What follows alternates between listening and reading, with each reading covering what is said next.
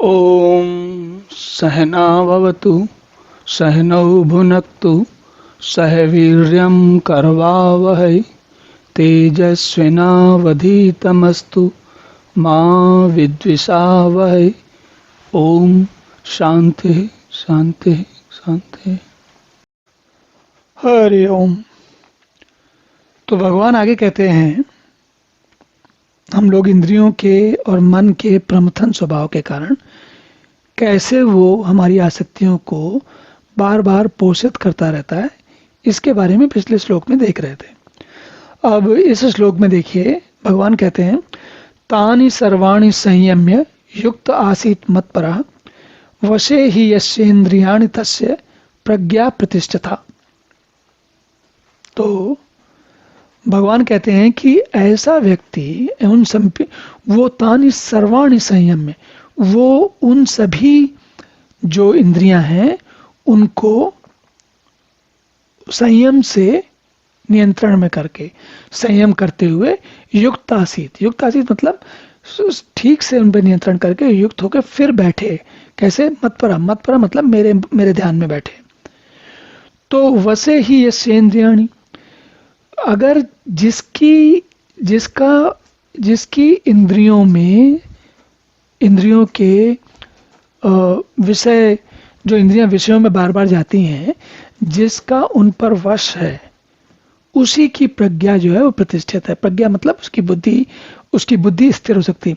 अब देखिए, यदि आपका मन बार बार भटक रहा है, आपको बार बार कोई, हम चाय की बात कर रहे थे या किसी खिलौने की बात कर रहे थे, बार बार उस पर जा रहा है, तो आप ध्यान नहीं लगा पाएंगे। ध्यान तो बहुत दूर की बात है, आपको ठीक से बैठना मुश्किल हो जाएगा, सामान्य कार्य करना मुश्किल हो जाएगा। सोच कर देखिए, हमने चाय की बात की थी।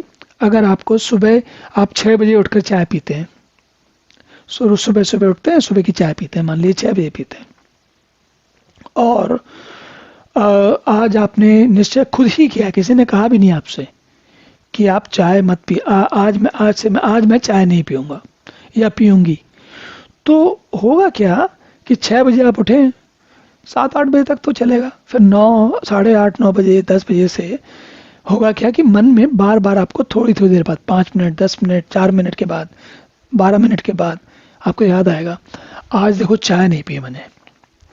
अभी आप क्या कर रहे हैं? आप चाय नहीं पी रहे, लेकिन चाय के बारे में आपका विचार चल रहा है। कैसे? आप ये सोच रहे हैं बार बार कि देखो आज मैं कितना नियंत्रण में हूं, मैंने चाय नहीं पी और अब तक मुझे कुछ हुआ भी नहीं। तो बजाय आप अपना कोई जो रोज का काम है, नियत का काम है, नित्य प्रति का काम है, उस कार्य को करने की बजाय आपका ध्यान कहाँ जा रहा है? बार बार चाय पी कि नहीं पी, आज नहीं पी या आज नहीं पीनी है। सामान्य परिस्थिति में यदि आपने चाय पी ली होती तो आप अपने काम में लगे होते, जो कुछ भी काम कर रहे होते वो कर रहे होते। तो आपको चाय तब थोड़ी सोचते आप कि मुझे चाय पी है कि पीनी है कि नहीं पी, कि आज पी लेनी है कि कल पीऊंगा, ऐसा कुछ भी ख्याल में नहीं आता दिमाग में। तो भगवान ये कह रहे हैं, तस्य प्रज्ञा प्रतिष्ठिता, किसकी? यस्येन्द्रियं वसे ही यस्येन्द्रियाणि, जिसकी इंद्रियां वश में है उसकी बुद्धि ही स्थिर हो पाती है। जब आपकी इंद्रियां ही वश में नहीं है तो वो आपको ऐसा दौड़ाती हैं, जैसे कि होता है ना, घोड़े की जो बगैर किसी लगाम वाला रास जिस घोड़े पर ना हो, ऐसे घोड़े पे बैठ जाइए आप, तो क्या करेगा? वो जहां मन में आएगा ले जाएगा, और आप उसके पीछे पीछे डरते कांपते हुए उस घोड़े पर बैठे बैठे जिंदगी, अपना जीवन चला रहे होंगे। तो इंद्रियां, और ये बड़ा सहज बात है। मैं ये समझता हूँ कि 10-12 साल के बच्चे से ही ये समझ में आना आरंभ हो जाता है कि कैसे मन आदमी को दौड़ाता है। और अगर आप 40, 50, 60, 70 साल के हैं, फिर तो कहना है कि आपने बहुत कुछ देखा है। तो यस्येन्द्रियाणि तस्य प्रज्ञा प्रतिष्ठिता, ये मूल मंत्र है। लेकिन इसको, मूल मंत्र को साधा कैसे जाए, इसके बारे में बहुत विचार करना पड़ता है। मन को आप कभी भी बलात्, जबरदस्ती आप उसको नियंत्रण में नहीं कर सकते। मन एक ऐसी चीज नहीं है जिसको कोई व्यक्ति कर सकता हो। हमारे भारत में जो जैन धर्म है उस वो होता है जिनेंद्रिय के कारण, और जिनेंद्रिय मतलब जो जिन्होंने इंद्रियों को जीता हुआ है। मतलब जो गीता पढ़ के उन्होंने कहा कि भाई हमको ये, उनको ये श्लोक, जैन लोगों को ये श्लोक सबसे ज्यादा भाता है, और सारा उनका जीवन का जो वो जो उनका भी जो जिन आदर्शों पे वो चलते हैं वो यही आदर्श है। लेकिन हम जानते हैं और आप भी जानते हैं कि मन तो ऐसी आसानी से नियंत्रण में आने वाली चीज है नहीं।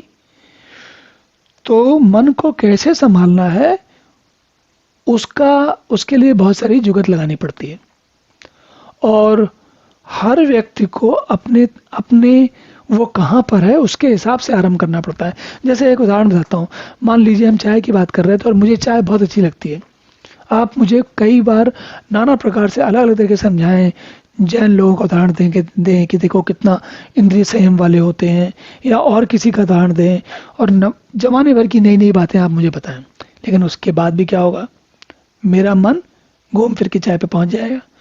तो ये साधना मतलब ये समझ, क्या समझ, कि मुझे अपनी इंद्रिय को, मन को चाय के प्रति कैसे नियंत्रण करना है, वो फॉर्मूला, वो नियम, वो राह, वो युक्ति मुझे खुद लगानी पड़ेगी, दूसरा कोई मेरे लिए नहीं बता सकता। तो इसी प्रकार आप अपना रास्ता ढूंढें। चलिए अब अगला श्लोक देखते हैं।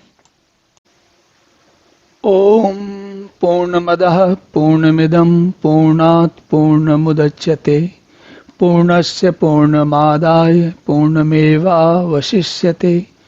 ओम शांति शांति शांति।